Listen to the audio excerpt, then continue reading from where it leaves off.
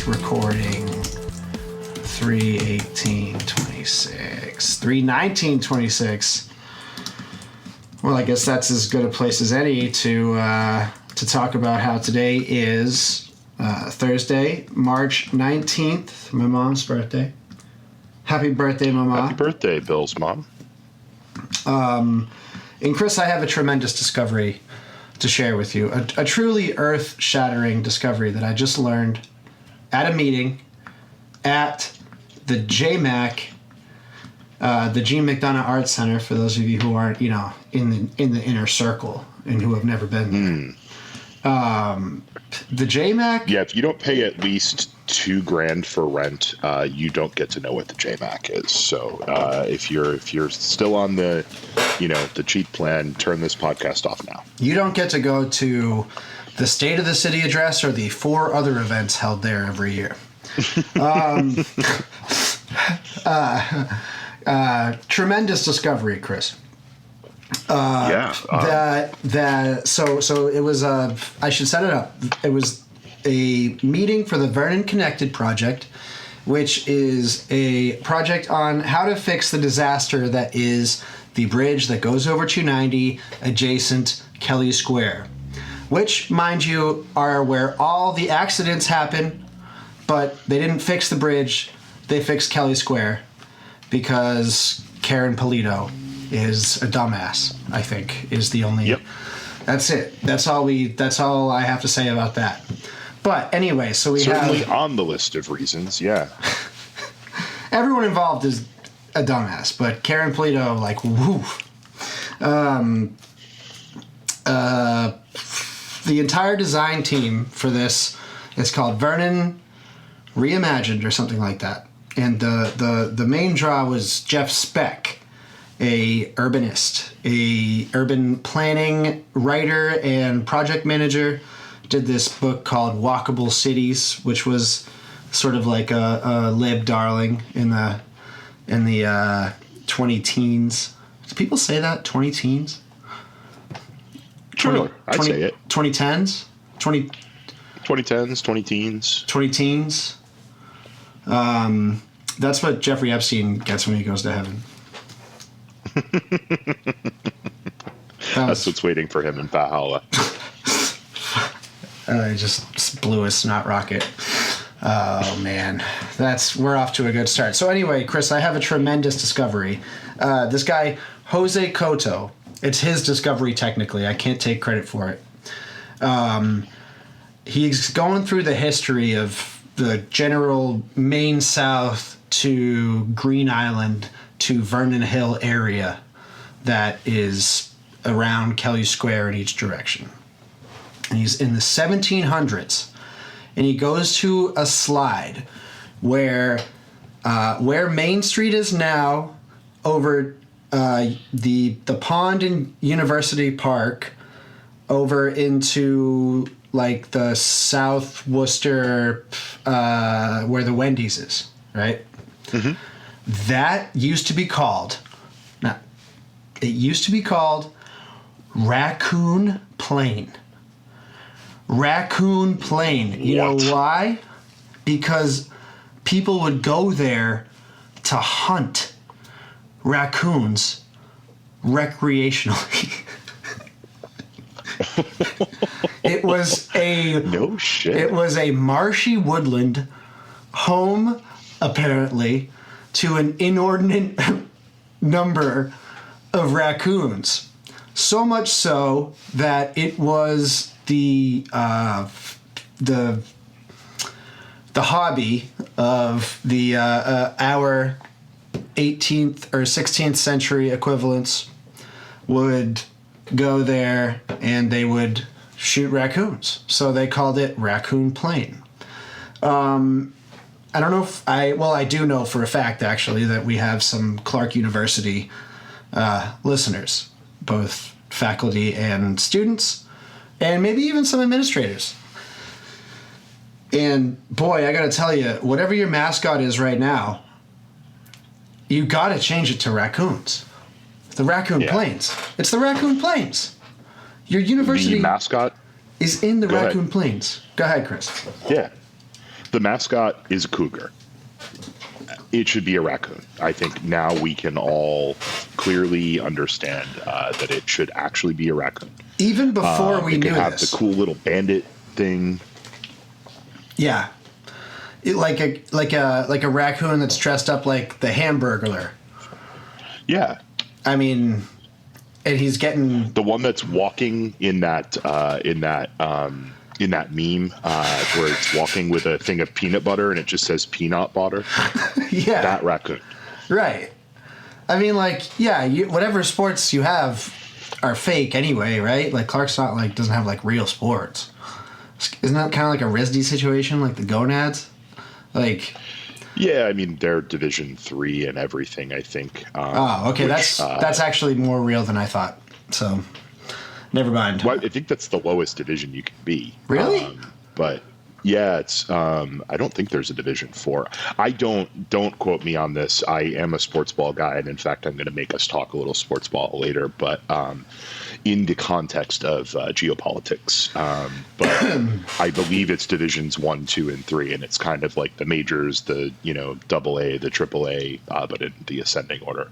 Yeah. That is wild to know, and it makes sense because there's a lot of little brooks and stuff through that area still. There's a lot of what definitely looks like it could have at one point been wetlands.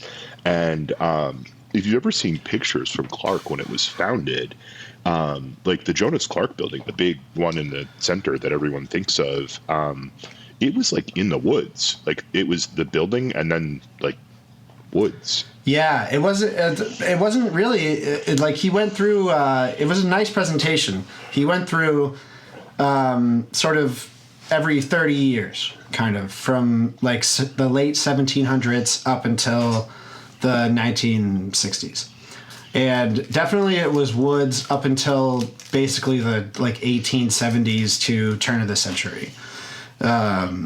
And Clark was founded in like the late 1800s, 1890, 1880 something. Yeah. It was between 1880 and 1890. Yeah. In the antebellum period. I think Antebellum period. I think that is when that is still. I'm not really. I thought it was pre-slavery. Call of Duty came out during that part of history class for me, so like kind of like that's when I stopped learning things. Yeah. That's when you just focus on whatever the history is of the war that you are fighting on your Xbox. Headshots, getting the red leopard skin, learning how to be a Nazi, getting on Gab, getting on 4chan, getting an FBI agent that like tells me how to get like a firearm, how to use it. It's the pipeline. That's what I was doing. That's a really cool. That's a really cool discovery, Bill. The raccoon plane. And it fills me with a sense of pride because my first stomping grounds when I moved to Worcester was that area. I lived with Clark students. I kind of, as people who know me from back then know, I had this weird life where I sort of lived vicariously as a Clark student. Like I wasn't a Clark student. I didn't go to college, but I moved in with a bunch of Clark students and all my friends were students. And my ex was a Clarkie, actually, and it used to frustrate her to no end that I used to get like invites to like the alumni baseball game at Fenway, and like I never hit them anyone. And all I did was take from that place. I stole their toilet paper and got free meals. And you know what that sounds like to me, Chris? What's it sound like? It sounds like raccoon-coded behavior. I was very raccoon coded during that period of my life. I definitely dug through trash and recycling. I had a shopping cart full of whatever I was moving around. Yeah, I was very raccoon coded. I peed in the woods a lot. Well, shit. I mean, you're checking a lot of the boxes here. And just like they did in the 18 whatevers, you had the gang unit that was hunting you. as you told us about on an early episode of this podcast. Yeah, that was a little bit later, but only a little. I had a job by that point, which probably saved me. But that and my skin color, right? Although I did get, mistaken for a 5'4" Latino guy, I guess. That did happen. That's really cool. So what else?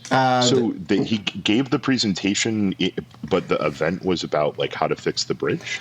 The event was a sort of introduction to the public, I would say, to like this sort of design work that has phases called exploratory and discovery and ideation. Apparently 2026 is the ideation phase. As to I love ideating. I spend all goddamn day ideating, and let me tell you, it's over fucking rated. It's not fun. I don't enjoy it. Ideating when you don't want to ideate, it's basically the hardest job in the world. It is harder than being a police officer. It's harder than being a drone pilot. It's harder than being a fighter jet pilot or one of the guys who works on the aircraft carriers to wave in the planes or wave them out, like in the beginning of Top Gun. Top Gun. Like that's a cool guy right there. But anyway, John Frazzolo was there on his phone the entire time. And I was watching him the entire time because I think he wants to beat me up. So I got to keep eyes on him. I'm relatively sure that he will swing at me the first time that he sees me in public. And I don't even remember why. I remember that he probably doesn't either, Bill. And does he just knows he's got that Terminator brain. Boy, if that's not just a Worcester truism, you don't have to remember why you're mad at someone to continue being mad at them and wishing them ill. Yeah, it's just what you do. He was there. He was looking at his phone the entire time. Just this past Tuesday at the city council meeting, John Frazzolo was railing about street trees. And I kept looking over at him for the 5 to 10, maybe even 15 minutes spent in that presentation on the benefits of street trees for the city's economy, health, pedestrian safety, mobility. He went on. He was in rare form at the city council on Tuesday. He's like, we shouldn't be planting trees because sometimes those trees they look like a bush, right? And we shouldn't be planting any grass near the roads because sometimes the grass gets overgrown. So we shouldn't be planting grass. That was a spirited debate. This new city council is really taking on the big issues. That's. I was just over here trying to remember where it is that John Frazzolo lives. I'm not going to say his address, although it is publicly available. I'm not going to say it, but let's just say he lives literally next door,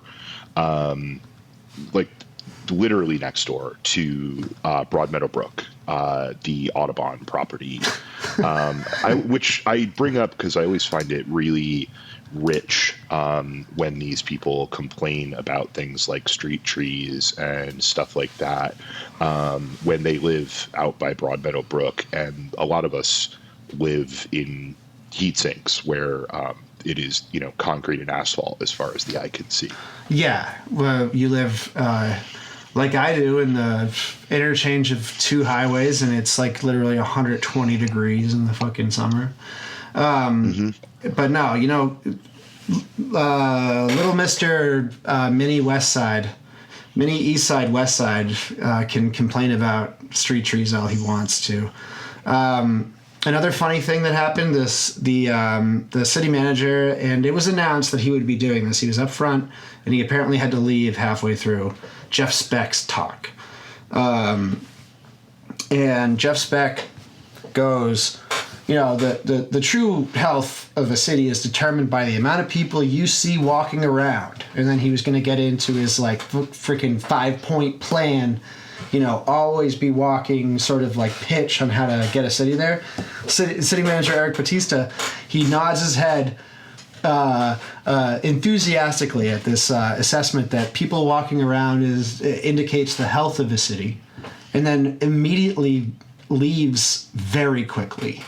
Like he nods at that thought, right? And then he just bolts out the door like he was moving fast.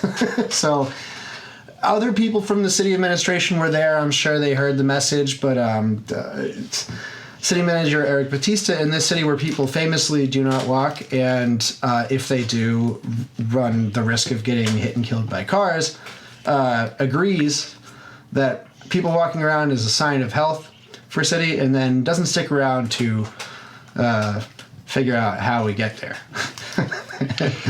Yeah, that's awfully symbolic, isn't it? It's a little bit of poetic symmetry.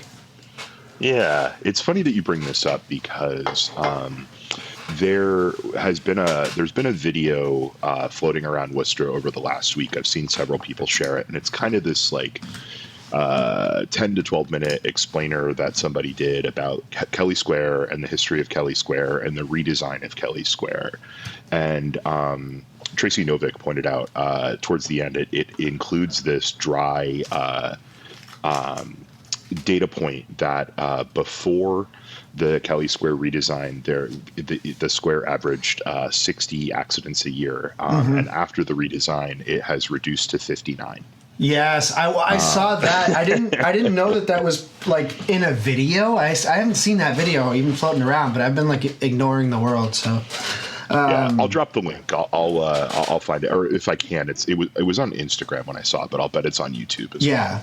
Yeah, you know why those statistics are the same despite the drastically different nature of that road now? It's because all the crashes happen on the highway, on ramps, and off ramps of that bridge. Yes, which shouldn't be considered Kelly Square in the first place. It should be a different designation. And all of the $50 million or whatever that we spent making the peanut, which is stupid and terrible, I hate it, should have gone to fixing that bridge. Not going to belabor the point anymore. I want to get to other topics, but Jeff Speck showed examples in other places of what they've done with these terrible bridges. And it seems like the thing that works the best is you just make the bridge wider and you make it into a park. So we need to cover 290 with more bridge, not more road, but more bridge. And then either put buildings on the bridge, like the Star Market. Like the Star Market, yeah. Yeah, the greatest feat of engineering in Massachusetts history, including the Big Dig, which is number 2. Absolutely. For any listeners who are not familiar with what we're talking about, and this would be probably people outside of Massachusetts, there is an entire whole-ass Star Market, which is a grocery store, that is above the Massachusetts Turnpike as you go into Boston. Like tens of thousands of people a day drive under a grocery store that is above the highway. Yeah, and it doesn't even go across the whole highway. It's like it's the inbound lanes. It's very, very bizarre. It's like the property owner wouldn't. I don't know the story behind it, but it doesn't make sense, and it's awesome. Somebody had some air rights, and they used the hell out of them. You're not getting my Star Market. You're not getting my land. It goes up there. It goes all the way up. I'm keeping the Star Market. I have to belabor this just a minute longer because this is a rare place in which we disagree, I guess, Bill. I think I am very nostalgic for the old Kelly Square and the way that I'm nostalgic for a lot of things that were the way that they were when I came here. But I am a supporter of the peanut. And I brought this up in a rant recently because of those auto accident numbers, which it's helpful, it's clarifying to know how they are the way that they are and what the actual problem is for drivers. The reason that I feel that way is that Kelly Square is not safe to cross as a pedestrian, but it is a lot safer than it used to be. That's a good point. Crossing Kelly Square before the peanut was, you might die. Like, you could, on foot, you really might die. I would only cross it at the very top or the very bottom. I would not cross in the middle. I never crossed it sober, not once. But yeah, that was another problem. I crossed it a bunch of times, but never sober. Yeah. You're right. I mean, like, it is, like, I'm kidding. I think I'm, like, kidding when I say that the old Kelly Square is better. It's obviously better in, like, a number of ways. But the old Kelly Square was cooler. That is for sure. Yeah, that's basically what I'm getting at. It was a zeitgeist of the city. It was like the defining, like, shared experience of urban life in Worcester. And the peanut just doesn't have that sauce. You know, it's just an annoying, tight rotary. It's like, that doesn't, like, define the driving experience of a city. There are still, it's also a rotary that doesn't really work. People don't understand how it works. No. And yeah, I guess they were going to do something with it. And what the other thing that they could have done was put up a bunch of stoplights. And I'm really glad they didn't do that. Yeah, true. That's true. But yeah, there are still cars driving around this city today with I survived Kelly Square bumper stickers on them. There will never be an I survived the peanut bumper sticker. No, you expect to survive the peanut. And that's just not, it's not the same. It's not the same. But, so nothing's the same, so whatever. Nothing's the same. Everything's worse. Gary Rosen at the city council meeting, he goes, fill them all. That's all they want us to do. Fill them all on each street. Mr. Mayor. Just hope that the administration gets the message and says to the trucks, do the whole street. Fill them all. Thank you, Mr. Fill them all! That was his edict about the potholes. They talked about potholes for, I think, 2 hours. It was brutal, dude. Yeah, I gotta say, man. I can't do it. Go ahead. No, I was done.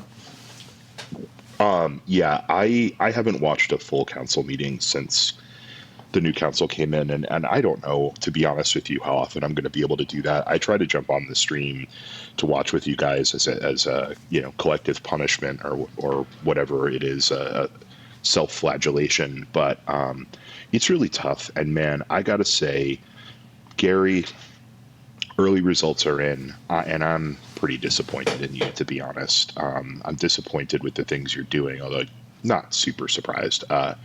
But Gary got, I don't know, he drank a glass of Trump or something, like, not just in his politics, in that he actually talks like him now. And it's unbecoming, Gary. And you got to calm down. You're going to have a myocardial infarction on the city council floor. Yeah. Yeah, him and Mo Bergman have been going at it, talk civility. Jesus. Mm-hmm. But anyway, I don't want to talk about that any more than we already have. Chris, you have a few things on the docket for us today. I do, yeah. So in I guess a little bit of an antidote to some of that, I just wanted to quickly mention, you didn't do anything for St. Patrick's Day, like actual St. Patrick's Day, right? No.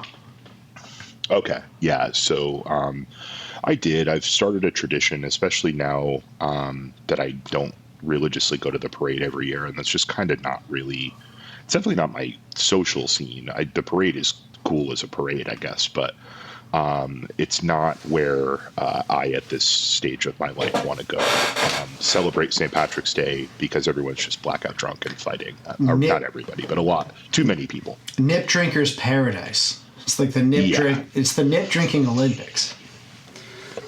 Yeah, and it is definitely also like the binge drinking Olympics. Yeah. And I had that stage of my life, but I am not there anymore. So what I do now is I go out on the day of because that's kind of like it's a family day. It's especially if you go out earlier in the day. I try to go out for lunch, and I try to be out by dinner time, or by the time that the workaday crowd that's going to come in and drink until close and get sloppy is starting to head in. And I don't have a ton. I don't have a ton to really say, except that it was really fun. I got to see a lot of friends. I spent a lot of the time at the Hibernian, and I'm gonna drop Bill a clip. Mostly, I wanted to bring this up so that I could drop Bill this clip.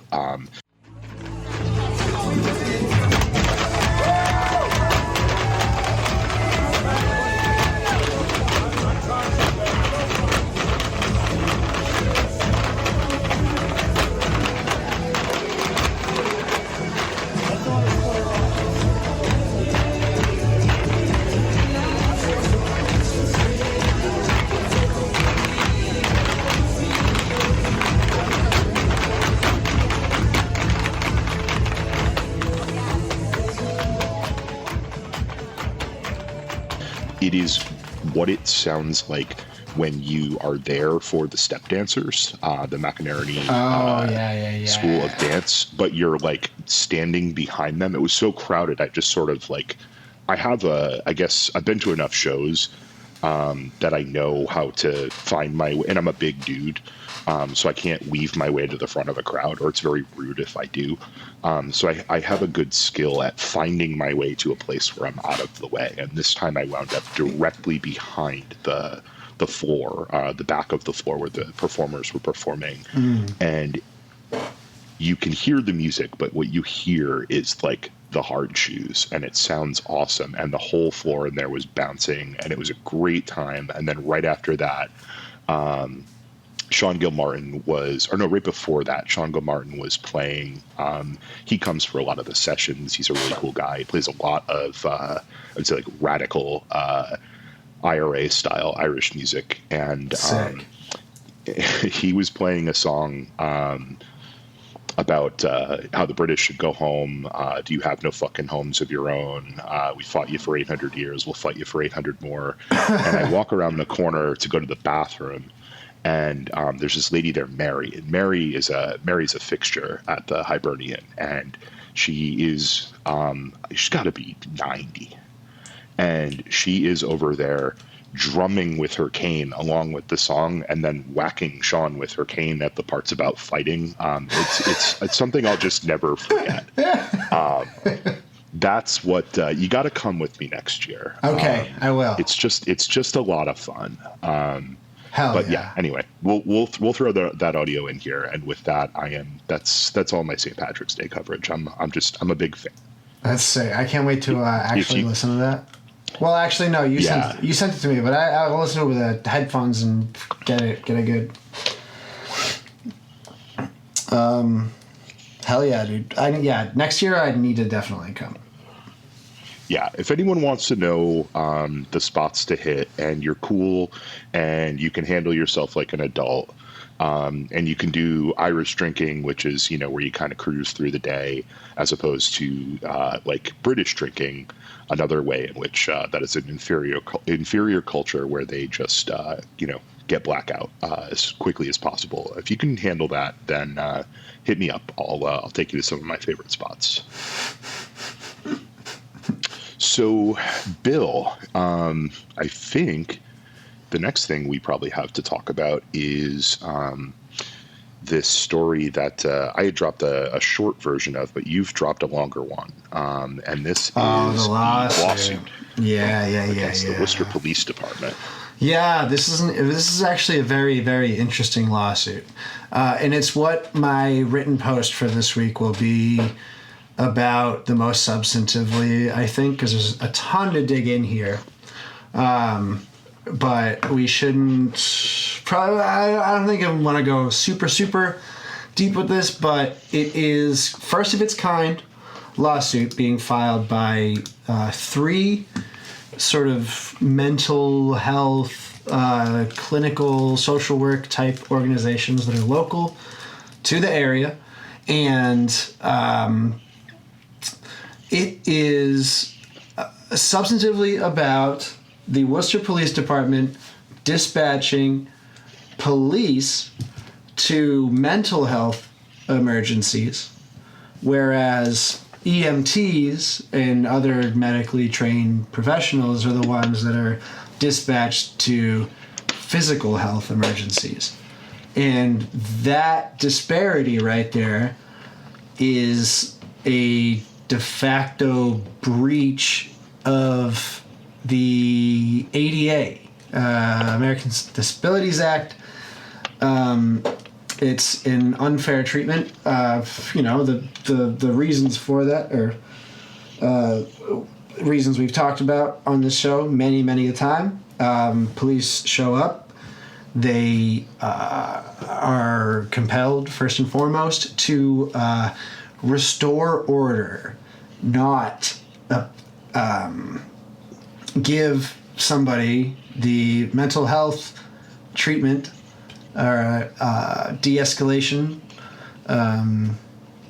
sort of talking somebody down, getting them to calm down, sort of things that a social worker would be able to do, that a social worker is charged with doing, but a social worker is trained to do.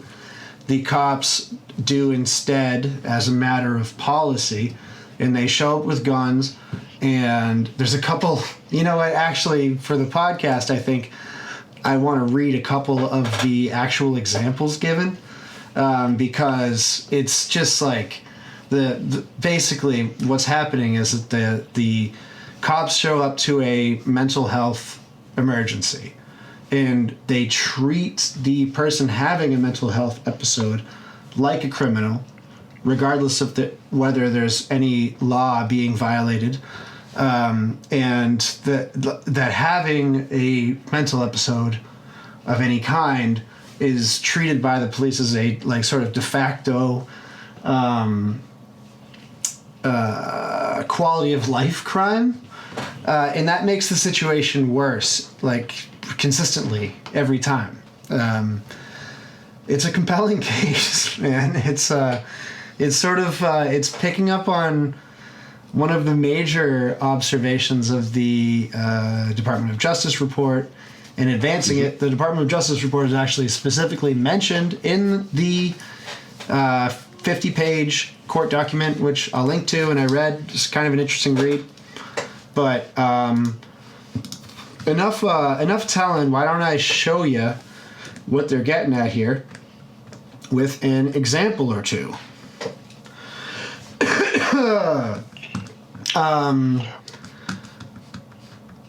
Okay, yeah, so on page 31 here, countless individuals have suffered disability discrimination because the city failed to provide a response to mental health emergencies equivalent to that provided to physical emergencies. Just a few examples follow.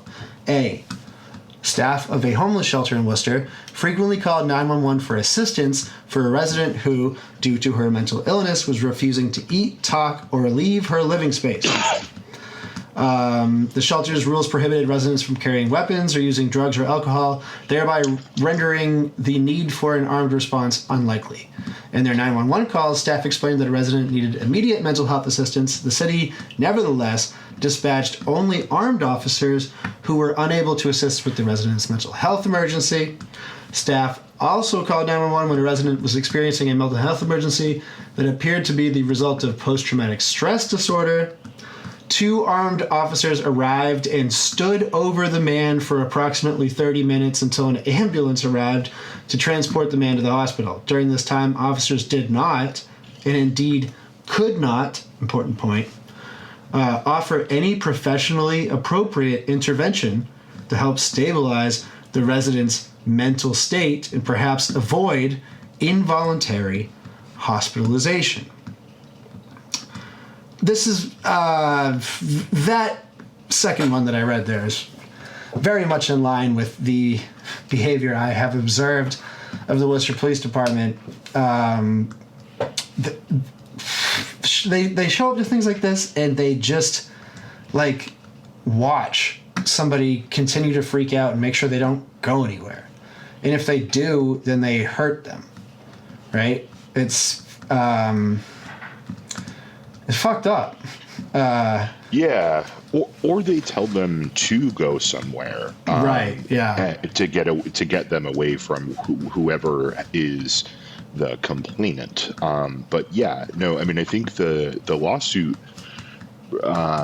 brings up the fact that the options in the department's own emergency mental health procedures limit officers, they say expressly limit officers' responses to 3 options: arrest, involuntary commitment, or, quote, being transported to the appropriate mental health facility. I would offer that they have a 4th option, which is probably the least harmful option, which is that they just ignore it and leave. And I saw that happen many times. Yeah. During, my time downtown, but I also saw like other things happen. But those are the options they have. They can incarcerate you, they can involuntarily Section 12 you, or they can voluntarily Section 12 you. Section 12 is a commitment to a psychiatric facility. Right. And the thrust of the lawsuit is that the basically the police officers bring a vibe with them, given that they're armed, given that they're antagonistic, given that they are like the entryway to abusive and corrosive recurring interactions with the justice system that are there to make sure poverty stays where it is, make sure poverty perpetuates so they have stuff to do in the future, right? Of course, that's going to amplify a situation. Whereas, like, an EMT type, but for psychiatry, which the department had for about 18 months, and then it's not mentioned in this lawsuit how they stopped funding this pilot program, but they just don't do it anymore. Despite the fact that it was like successful and like everyone liked it. But we got to build them a new police station because they don't have good showers for the ladies. Right. The problem in Worcester always, especially as we contend with more creative solutions around policing or not policing, that we always have, is if it doesn't completely solve a problem into non-existence, then in like 18 months, then it can't have been a good idea, and what we were doing before is better. This is the case with homelessness. This is the case with mental health. I mean, and obviously these are not small problems. There is no solution, even a great solution, that would solve these problems in 18 months. It took us a long time to get here. It'll take us a long time to get out if we ever decide to try. But what the city is pretty notorious for it, especially when it as relates to the police department, is just throwing up their hands and saying, well, that didn't do it. Let's, crack skulls again.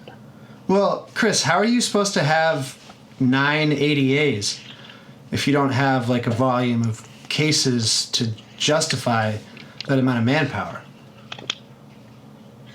Yeah, I mean that's an actual question. All of those disturbing the peace and trespassing charges go through the court. They're a make work program. Yes, absolutely, a make work program for villains. What is Worcester? Yep. What is Worcester if not a make work program for villains? Yes, indeed. Yes, indeed. I'm fucking on one tonight, dude. I'm fucking losing it. So I had the sense, yeah. What is Worcester? Say it with like a Irish accent. What is Worcester if not a make work program for villains? John Frizzolo. Center stage. I want to read another one of these here. Another Worcester resident with mental illness, who was the subject of repeated 911 mental health emergency calls, reported feeling humiliated and traumatized when she perceived that the responding officers were mocking her, not taking her seriously, or considering her a nuisance. When she was hospitalized, the responding officers failed to ensure she had her medications, or inform hospital staff of her need for medication. Officers also at times transported the woman to the hospital without her glasses, shoes, a coat, or a change of clothing. The woman had previously been a member of the Massachusetts National Guard, had gone to college, had been gainfully employed. That last sentence, none of that matters at all. But just, I guess, is there to, I don't know why, for liberal reasons. Yeah, let me. This is an area where I might be able to provide some clarity. As someone who used to work for a certain civil rights organization that would bring high-profile lawsuits, there is a concept called the ideal plaintiff, and it shouldn't matter.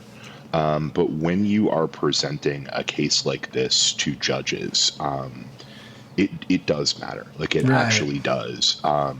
We went through it a lot with the panhandling case.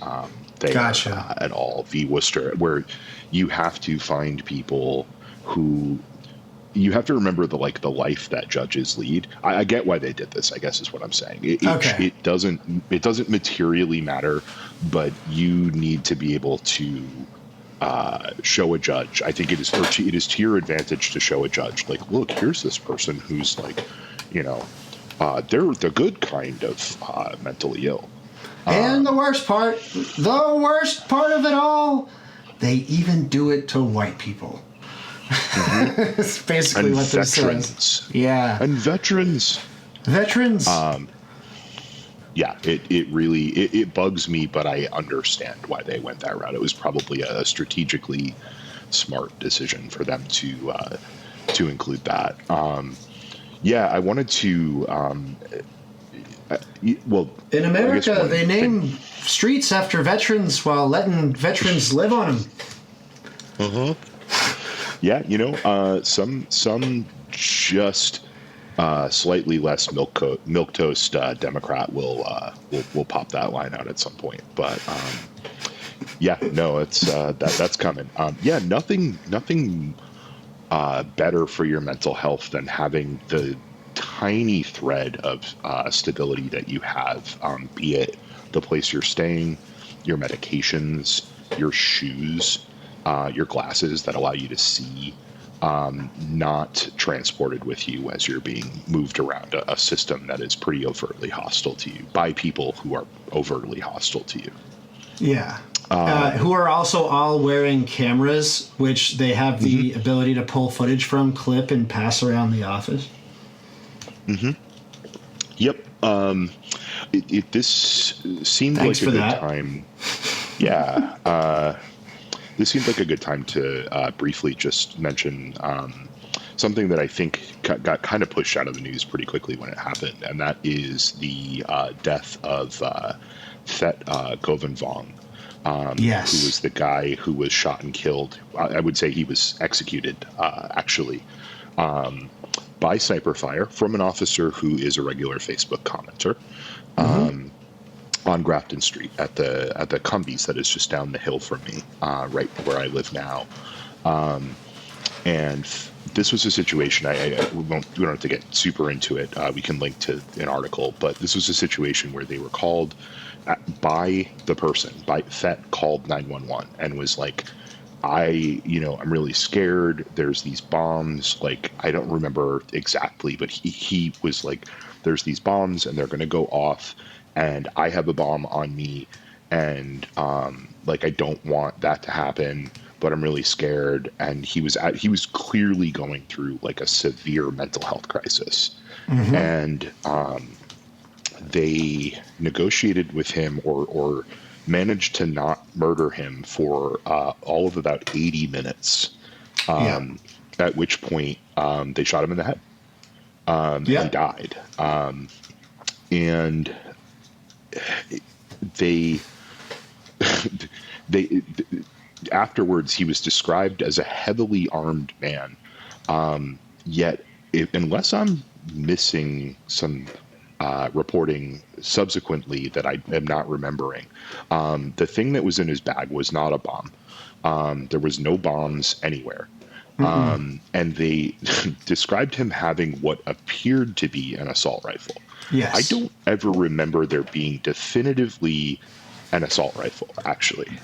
You know what? I am not going to say either way, and I don't want to spend the hours it would take to get past Google, Google's helpful AI to find like good reporting on that. I don't think he had a gun. I don't know. I'm not going to say either way. But yeah. In any case, he didn't have it out. He didn't have a weapon out. He wasn't pointing a weapon at anyone. He never brandished a weapon at anyone. He never had a bomb. There were no other bombs. It was very clear. I've listened to the 911 tape. Yeah, me too. And unfortunately, I've listened to it. It was really heartbreaking to listen to, because you were listening to someone who is not existing in the reality that we are in, and they're really going through it, and they're looking for help. Again, he called 911 on himself and was like, "Please, I need help." And they surrounded him with guys with guns that were shouting at him, and then one of them shot him in the head. And then got the fake Medal of Honor from the governor. That is correct. The Medal of Valor, something like that. Yeah, it was a really valorous decision to shoot the guy from hundreds of feet away. Fucking disgusting. No scope him, or probably scope him, actually. Anyway, that took a really dark turn. But I think that was a situation that happened. This is a great example of what I was talking about, actually. Fett was not an ideal client in the, when you file a lawsuit on things like this. And so this story got swept under the rug pretty quickly. And that really sucked for his friends and family. Yes. A couple of whom I spoke to afterwards. And yeah, it was really unfortunate. And I just wanted to, remember Fett. Yeah, it's got to be one of the darkest, things that has happened in Worcester in, our institutional memory. You gotta go back a couple decades to get to something worse than that, honestly. Yeah, for all of the things that the police here do, they don't often kill people. And this is a case where they did. This was 2021, and I remember that it was 4/20. So it was April 20th, 2021. Yeah, damn. Every time I think about that case, I was living on Grafton Hill at the time, and yeah, you were just up the road from where I am now. Yeah, that happened maybe five blocks from where I lived. Yeah. But anyway, this lawsuit is in U.S. District Court. It is being filed by 3 organizations that presumably figured out they have enough money to do it for real before filing it. And the case is quite compelling that this is a violation of, one of the sort of federal acts that is clearly defined and people take seriously. Like the ADA is... Yes. Not one of the ambiguous ones, right? like that's actually federal precedent is pretty clear on that one. And I think that the argument here is compelling, and Worcester isn't the only city by any stretch of imagination that handles a population of people with mental health problems who aren't wealthy enough to inoculate themselves from experiencing those mental health problems publicly, right?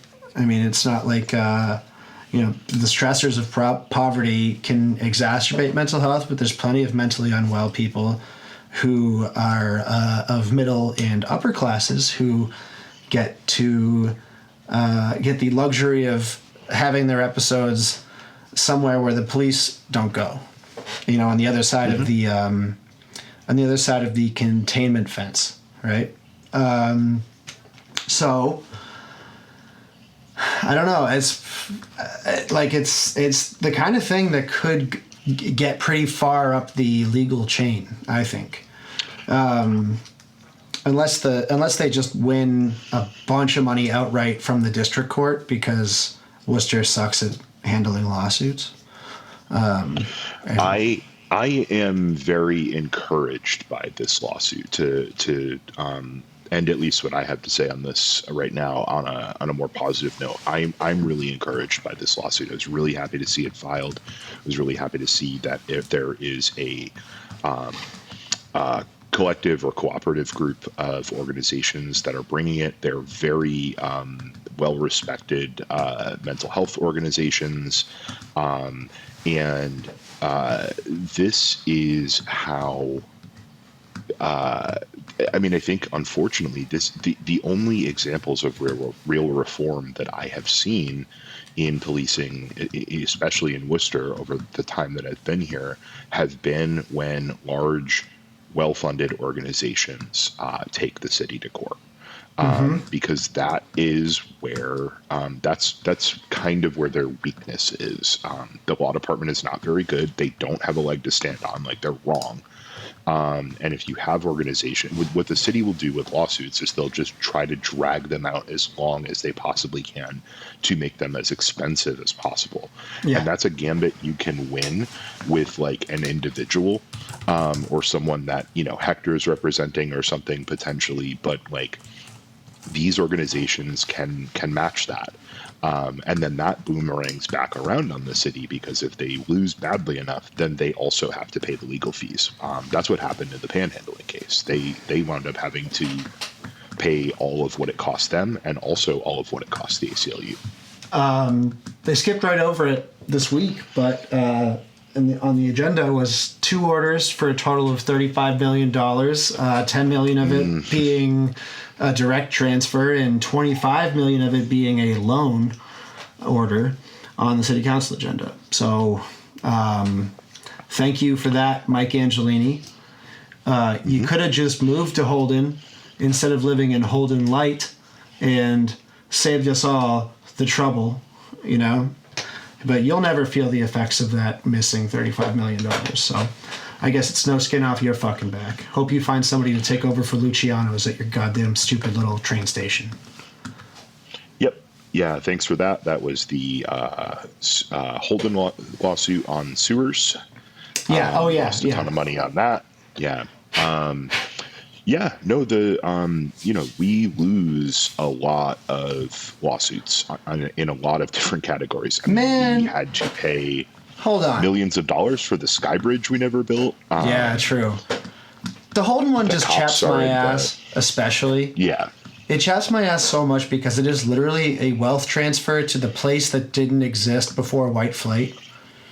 Like, it's just a wealth transfer to white exclusion Worcester. Like, what the fuck? I hate it as one of the people who's going to have to pay for it. I hate it, but they were right in a court of law, and that was obvious for quite some time. And what the city did was drag it out and drag it out and drag it out. A great parallel to this was the racial disparities in promotion in the police department for officers of color. They dragged that lawsuit out for 20-something years. And the bill for not just fighting it, but for the remedy got more and more and more and more expensive. And they just were in this game of chicken and they lost. Really, we lost because, again, that money comes out of the city coffers in a way that is directly impactful to things that we would like to have as a city that we can't afford. But it never comes out of the police budget. No, it never does. If you want to know why your potholes aren't filled, there's $35 million getting shipped out of the city right now. That's why we need to fund the DPW, baby. Fund the DPW. You know why? You know why they didn't want other... they weren't being racist. They just understood, principally realpolitik, that the good thing they have going cannot be maintained if even one person in the sort of white shirt class of the police department is not Irish, right? Like as soon as a non-Irish American born in Worcester gets in there and sees what goes on, like the jig is up. Like they're just trying to not get caught, basically. Yeah, if you weren't born with a silver shamrock in your mouth, then I guess if you're Italian, you like semi-qualify. A complete side note, but man, there's never been a city I've lived in ever before Worcester where there were so many Italians that I knew that wished they were Irish, and also vice versa. Yeah, I've known several examples of each of those. It's a very, very odd observation that I've made over the years. You know what it is? And it's a good observation. We should stick on it a little bit. Providence, those Italians are goddamn proud to be Italian, right? For better or worse, right? Those are proud Italians. Federal Hill is a proudly Italian neighborhood. Shrewsbury Street, there has never been an Italian neighborhood that's trying so hard to be Irish. Like, what the fuck? It's really true. And, and then you take each of those places as allegedly, supposedly, the centers of their respective Italian organized crime syndicates. And I'm sorry, man, Providence wins that in a walk. Yeah. We never, Worcester was a footnote in those days. I don't want to get whacked. So I won't say some of the things I want to say, but let's just say, Providence had that locked down in a way that Worcester could never. Yeah. I mean, like besides the police, right? I mean, because that's like, I don't want to get whacked either, but like that's how the Irish do it. That's what the Irish mafia is. It's the police is the Irish mafia. But they can't hear that because they've blown out their ears from.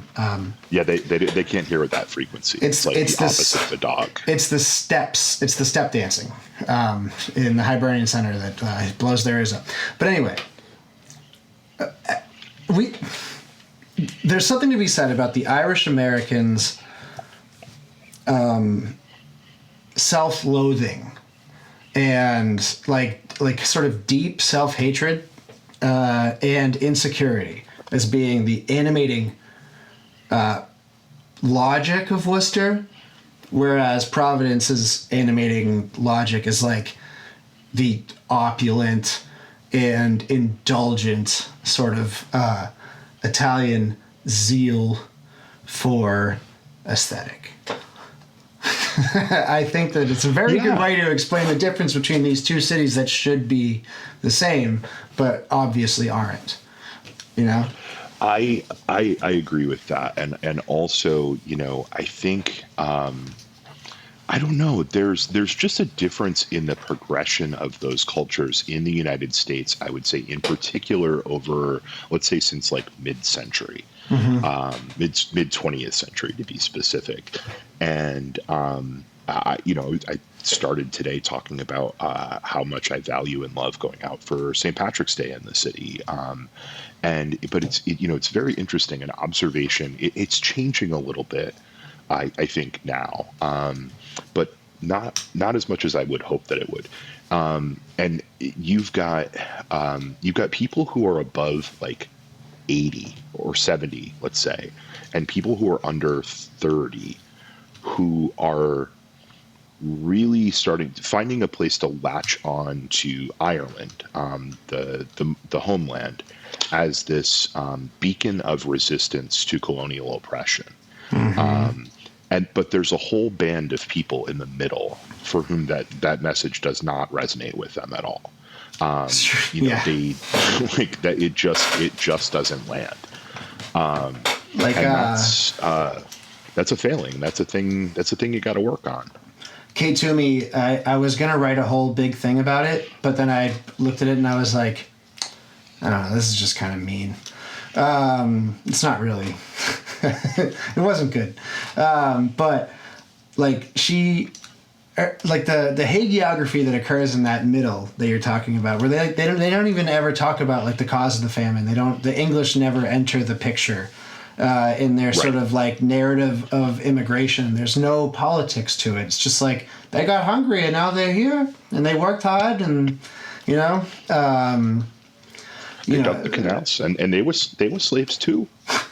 They were slaves too. Did you know that? They were the first slaves. Dude, when Kate Toomey liked that tweet, that was tremendous. That was almost as good as Raccoon Plain in terms of discovery. Absolutely. Also, another tremendous discovery. I should say that I'm allowed to say all this because my mother's side of the family is like me and Kate Toomey are the same like kind of person. Like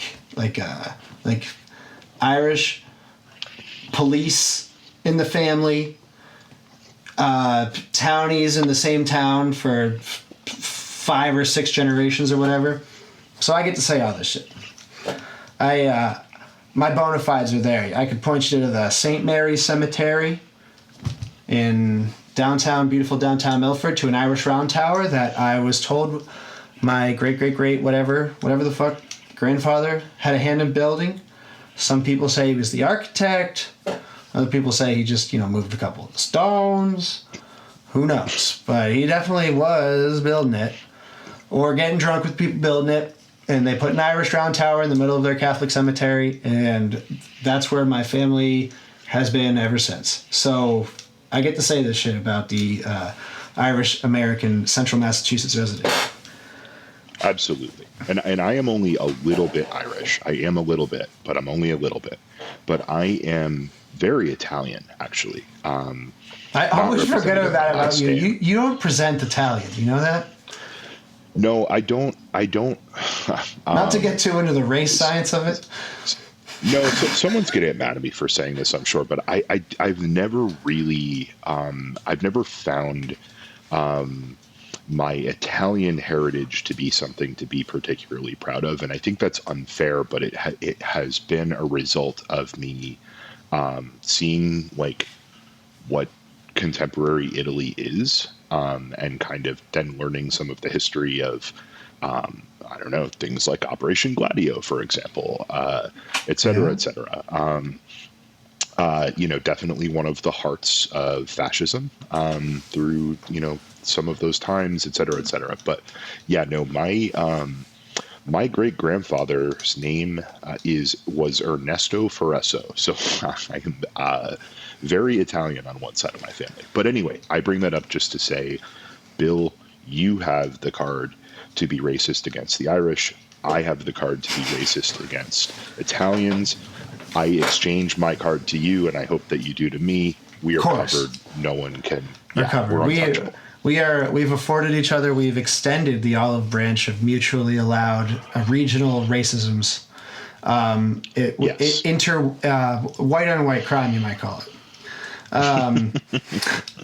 You know what? I don't know what your high school experience was, but Irish presenting kids were not expected to be bad kids, whereas Italian kids kind of were, even though they were socioeconomically the same. It's funny. So you went to high school in Milford. Yes. Is Milford? I don't know much about Milford. Is Milford a place did you have your own high school for just your town? Yeah. Okay. It's like a little smaller than Framingham, but mostly just Framingham. That's kind of, that makes sense. Okay, so without getting too deep into it, I went to high school in pretty rural Connecticut, and so I went to a regional high school of 4 towns. My town was the biggest of the 4, but it was probably like 5 or 6,000 people, and the smallest town was probably like 1,500. My graduating class was 129 kids. The funny thing is, I don't remember there being those kinds of distinctions. I remember there like that's Klan rally territory more than it is anything like that. Yeah, it was like mostly white at the time, very, very white, and then a few kids of color from a few, like a smattering of a few different communities, and then weirdly we had Hutterites, so we had like Mennonite adjacent kids that also went to our high school. Hutterites? Mm-hmm. Damn, Connecticut is so fucking weird, dude. I have never heard that word before. That sounds like a Star Wars character.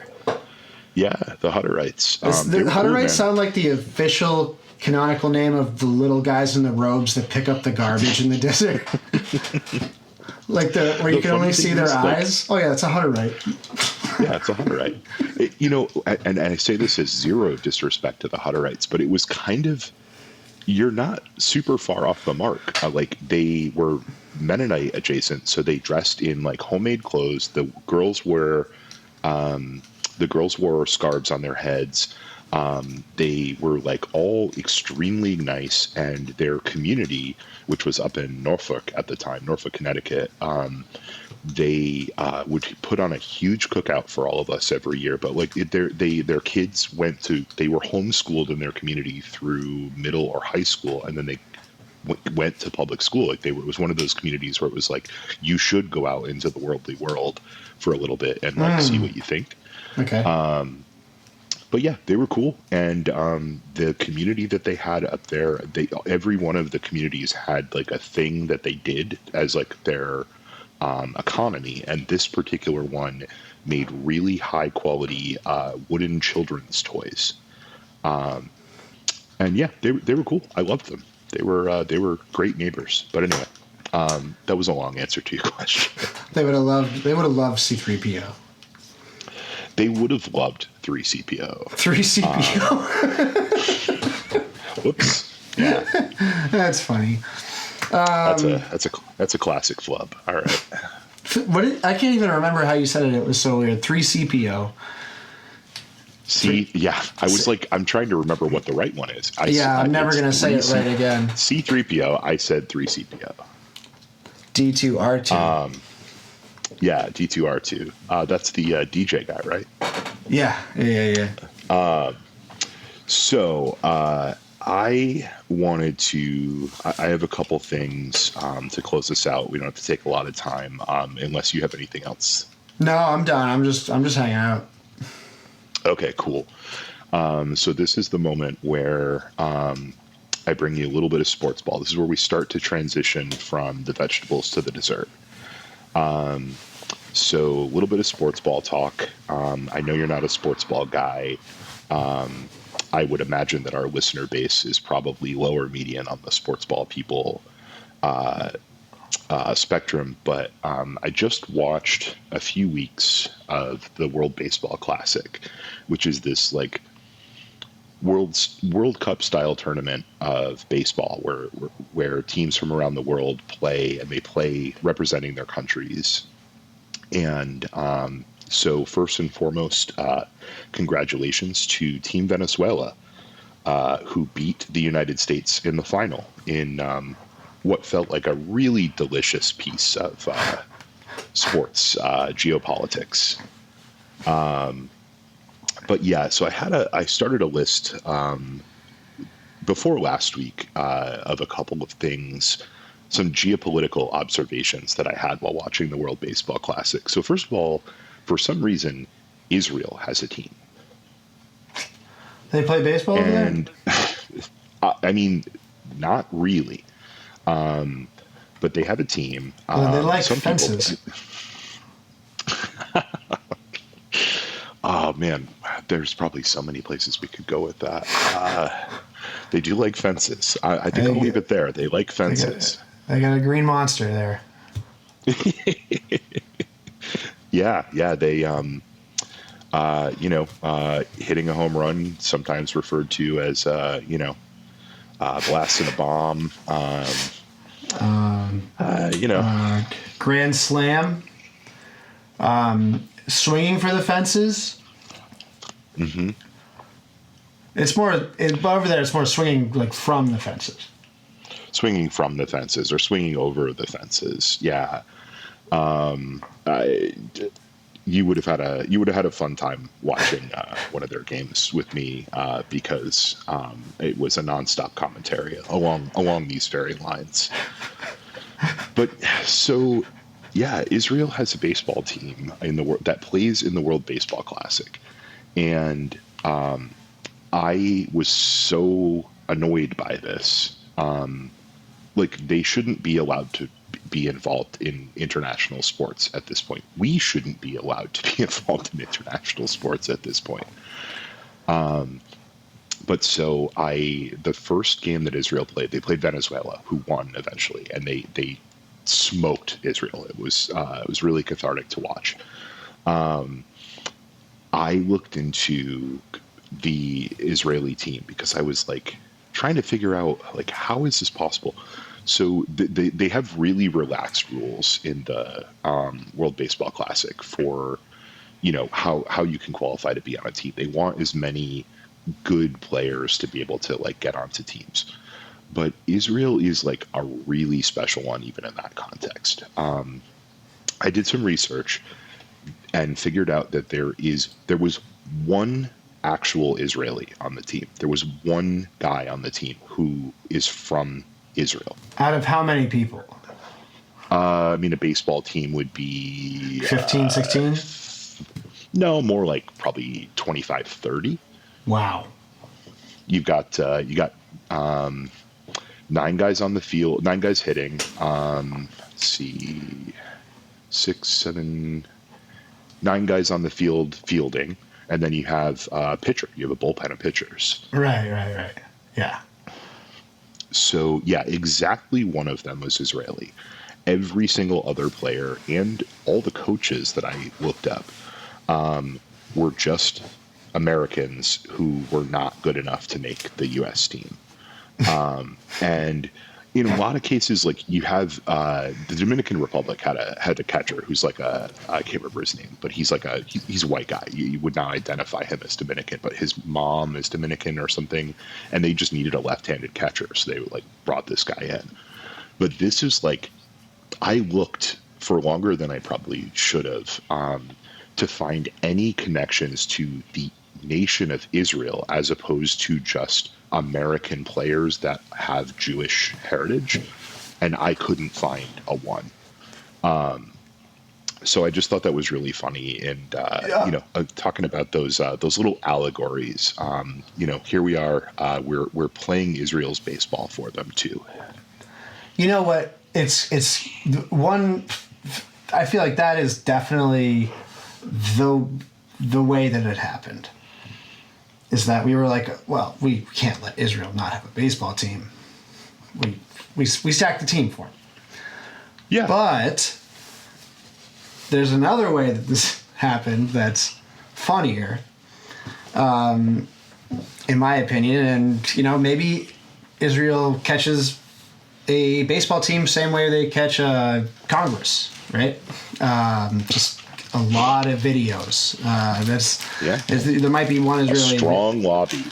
There might be one Israeli on the team, but there's 25 to 30 videos shot in Israel.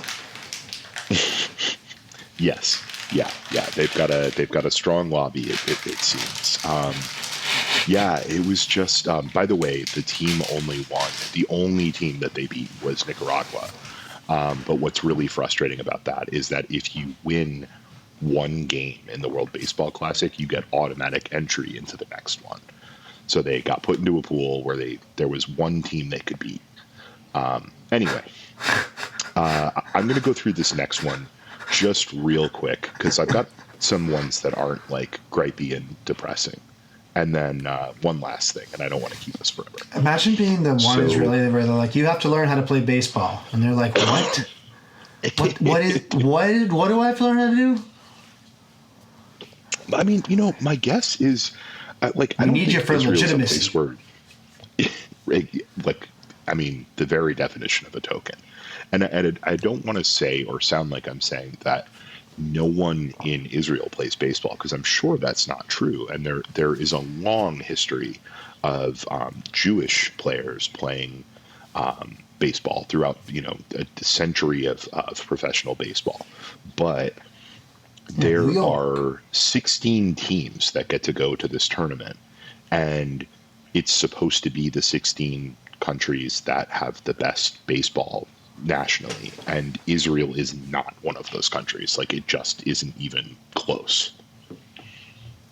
And baseball's only hope for survival is in its internationalization. I mean, South Korean baseball is one of the most exciting sports that there is. Mm-hmm. So I feel like it just kind of cheapens the whole enterprise to absolutely to send a stacked team for our most obviously evil political ally. Yeah. And the funny thing is it's like not even a stacked team. Like, they're not good. They're just good enough to hang around. Like, a lot of the guys on that team are like guys who are playing in like AA and stuff, but they're just like they couldn't get on any other team. Right. So that's where they went. Because they did something. Go ahead. Sorry. They did something in a particular room while they were invited to, by some people overseas for like a vacation, and now they're stuck with it. Allegedly, yeah. What do you mean alleged? So, I'm just making up stories. We don't have to allege anything. I'm just unrelated fiction. True. Yeah.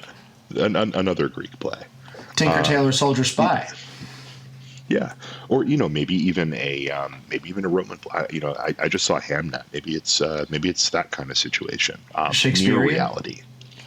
Yeah, Shakespearean. We love near reality. Yeah. So I'll go through this one quick, but yeah, Team USA. I'm sorry to anyone who gets mad at this. Team USA was so boring and uninspiring to watch. Like, everything that the Olympic USA teams that were hanging out with Kash Patel and all that, like, everything that they had going on was that much and worse. They brought in that guy. I should look up his name. They brought in the guy who's a Navy SEAL, who was one of the guys on the Bin Laden kill team, who's just been living off of that for like however long, 15 plus years. The one who posted on Twitter about like some like Democrats, and he was like, they would be my concubines if it wasn't for social media. That weird guy. Do you remember this? Yeah, I can't keep him straight. Every time I hear about the situation at all, I just think about Seymour Hersh and the Paris Review of Books, and I laugh. It's like he just murked a prisoner. That's great. Yeah, he said that male Kamala voters would be his concubines if it wasn't for social media. His name is Robert O'Neill. That's such a fucking funny thing to say. I want 25 million male concubines. Yeah, and also from a guy like, I mean, Valhalla, baby. I'm not trying to kink shame anybody here, but for a guy who I'm sure has used the derogatory F word in reference to male homosexuals, it's a very odd statement to make. Yes. And he made it. Anyway, they brought him in for an inspirational speech after a very embarrassing thing happened. And he just talked about like murking bin Laden and how they like crashed a helicopter. And I don't know what that was supposed to do. It clearly didn't work because they lost. Here's the funniest thing. This is where we transition to the funny. And I'll try to be efficient here. For those who didn't follow this, Team USA almost didn't. So this is played like the World Cup. So in the World Cup, they call it the group stage, where you play everybody in your group, and then the two teams, or the top teams with the best records, advance. In the World Baseball Classic, it's called the pool stage. The U.S., after a decent start, they played Mexico in the pool stage, and they won. And everyone is denying this, but it became very clear afterwards because the coach literally said it in a interview that they thought they had clinched their spot to the playoffs, and they were incorrect. So they partied after the Mexico game as if they had moved on for like hours sick. in the locker room. Yeah. And then they were all tired and hungover, and they played Italy the next day, and they had to beat Italy to be guaranteed a spot, and they lost to Italy. So sick. Like Italy got 8 runs early. They made it in anyway, but they like tripped over their dick backwards into the playoffs. But very, very perfectly America right now. That they had a great celebration early, celebrating their getting to the playoffs when in fact they had not even done that yet. Oh, I'm never letting Grok make my schedule again. Yeah, it's the George Bush on the aircraft carrier with the mission accomplished banner. Yeah, we did it. Ladies and gentlemen, we got him. Yes, exactly. We got him. And this was they brought in one of the guys who literally got him. Yeah, true. That's true. One of the Navy SEALs that bravely killed a 60-something-year-old man on dialysis. Who was just offered up by Barack Obama, a Pakistani who wanted $50 million. Prisoner exchange. Like, that's the most sadistic, evil thing imaginable. And, I mean, Seymour Hersh, talk about a story that got buried. I don't know if you've read that story, but wow. Seymour Hersh fucking nailed it. Yep. I firmly believe that that's what happened. But anyway. We also made an entire population of people who are under-vaccinated afraid of being vaccinated because that was the way that they used to collect DNA from people in the area to identify relatives of bin Laden, etc. All right, so I got 2 cool ones. I'm going to go through these really quick because I have one more piece that we have to hit on before we get out of here. Okay. So the third thing is, did you know that there is a giant population of Japanese people in Brazil? There's about 2 million Japanese people in Brazil. Did not know that, no. I did not know that either until the World Baseball Classic when I saw that there were a number of Japanese players playing for Team Brazil. And I was like, why is that? And I looked into it, and when Japan was going through rapid industrialization in the early 1900s, there were a bunch of people who were ancestrally farmers who no longer had enough farmable land to subsist. And at that exact same time, Brazil was going through a shortage of farmers, particularly in their coffee fields. And so a bunch of Japanese farmers moved to Brazil 100 years ago, and there's about 2 million of them in Brazil now. Which I thought was really interesting and cool. That is interesting. It's that's not a typical narrative of globalization, but if market wants it, market gets it. Yeah. I just thought that was interesting. It is very interesting. Oh, so go ahead. I wonder if are they like? Yeah. I'm not gonna make. I don't feel comfortable in that territory making any jokes, but I think it would be funny if it was like an Amish kind of situation. But for Japanese pre-industrial society, that would be cool if there was like a little, something like feudalism but better. Like there's egalitarian. There's Ronins, And also there's just baseball fields as far as the eye can see, but it's a not insignificant part of the reason why Brazil, which is not a huge baseball country, is a contender. That's very interesting because wait, I just reading in Harper's, there was a story, the March issue about Japanese professional sumo wrestling dominated by Mongolians. Like Really? the upper ranks, like the past 20, there's like a grand, like number one guy type of deal, where if you win enough fights, you're like the best, you're the champion of the world. And 25 of the past 27, I don't know why I just remember that statistic off the dome. Guess I'm kind of a sports guy. Mongolians. And Wow. Japan, one of the more ethno states out there. A lot of friction comes from that. It's very interesting. Very interesting piece. I don't remember the guy who wrote it, his name, or what the piece was called, but if you just type in Harper's Sumo Wrestling, you'll pull it up. I'm sure. I'm gonna have to hunt that down. It's pretty good. It's interesting. That one of the things Aaron and I were talking about as we were finding this Japanese population in Brazil information out together was exactly that. Brazil a lot more cool about taking in people who are not ethnically identical to them. Right. And how that's interesting because Japan has the exact opposite problem now. Yeah. They're in kind of a population decline. But yeah, they don't seem to be quite ready to invite a bunch of Brazilians over to fix that. And Yeah. it is what it is. Not my That's what it country. is. Not my country, not my problem. That's what I say. Yeah, exactly. Not my circus. Not my monkeys or clowns. Do you know anything? Here's where we finished with a little bit of good news. Do you know anything about the Afro Man case? I do not know anything about the Afro Man case. Okay. So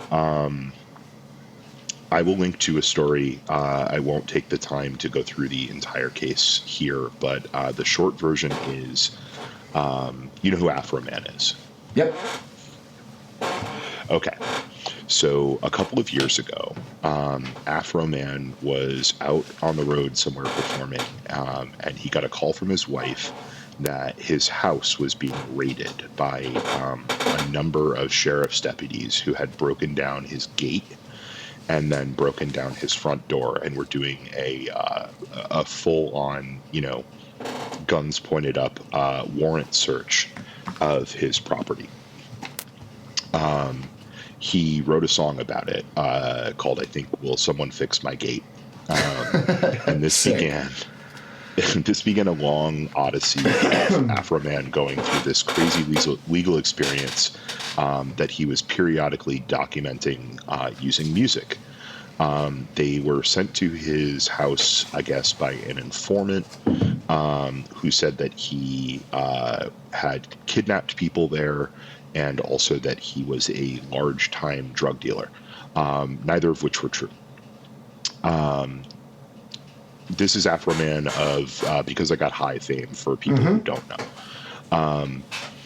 He then was found not guilty on all of the charges. They found nothing in the raid. They charged him with some stuff anyway. He was found not guilty. Through this process, he was making these really funny music videos that included the security footage. He had cameras all throughout his house. And so he got footage of like all the people that were doing the raids. And he was just like cracking on them. And 6 or 7, I think it was 6 officers from the sheriff's department then turned around and sued him for defamation. A situation we're familiar with here right now. Yeah. Someone we know who's being sued by Daddy's little boy. That's right. Afro Man recently went to trial on this civil case, and just yesterday he prevailed. He was found not liable for any kind of defamation. Let's fucking go. Absolutely. He was one of the coolest defendants I've ever seen in court, like ever. What state was this in? Did they have real judges? Ohio. Oh. Allen County, Ohio. Okay, cool. They probably have more real judges than Massachusetts judges. The judge seemed like a pretty reasonable dude. I mean, the cops were involved, obviously, and you know how that goes. But, he also had a really good attorney. But we've got a link to the article here. You can read about it. The news is all over the place. But I thought we could. Bill, can you go to the show notes? Yep. I am in the show notes. Okay, so right under Afro Man Wins, which is the article, there's a link called Lemon Pound Cake. And I'll preface this by saying that this involves footage of one of the officers who sued him based on this video. We don't have to play the whole thing, but if you can pull that up, I just want to see you. I want you to see this with me in real time. See and hear it with me in real time. All right, I have it pulled up. I'll tell you when to stop. We'll go through like a minute and a half at most. Okay.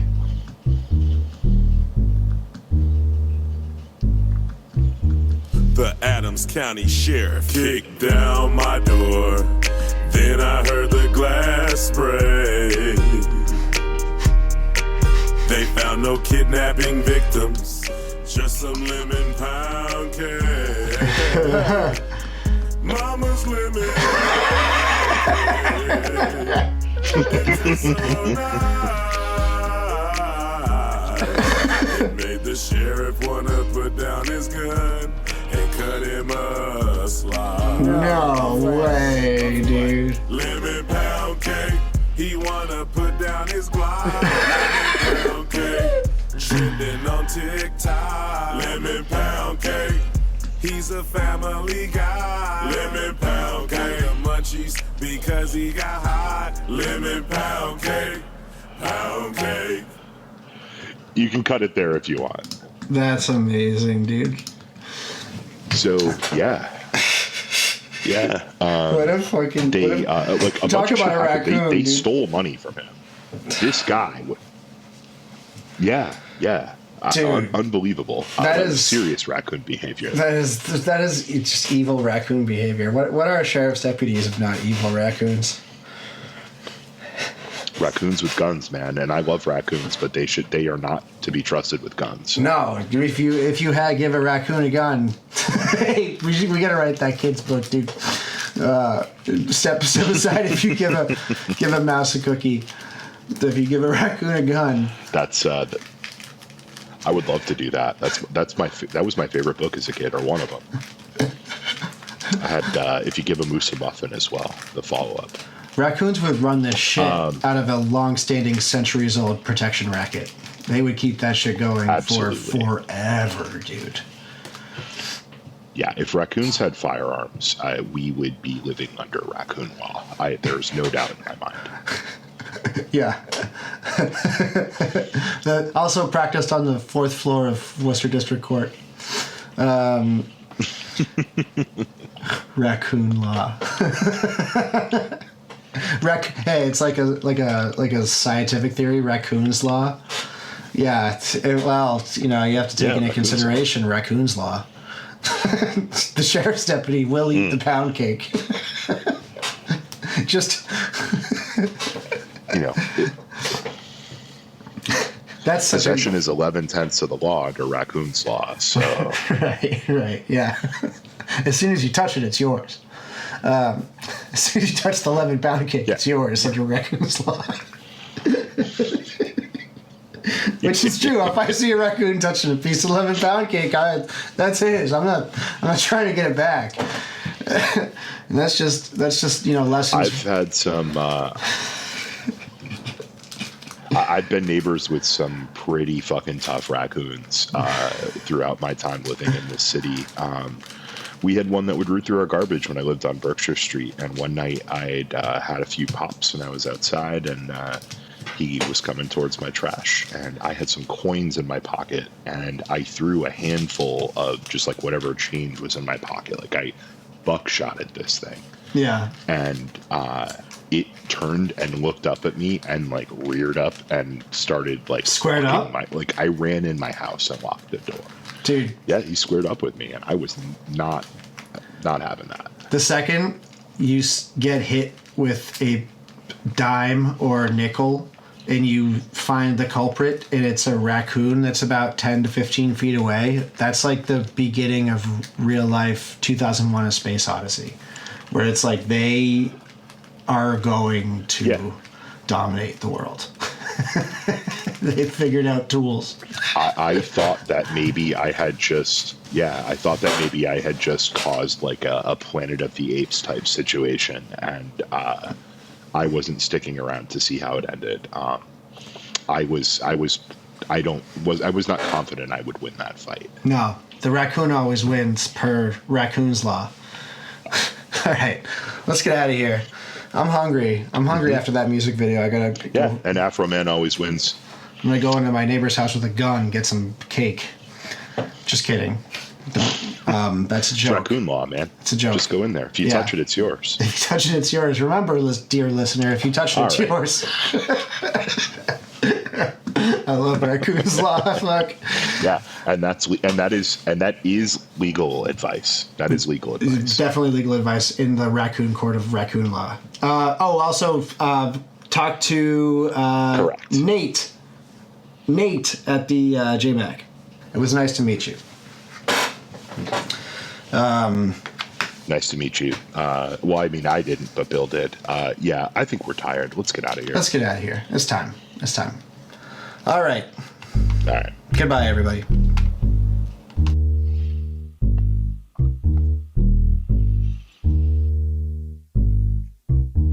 The Adams County Sheriff kicked down my door. Then I heard the glass break.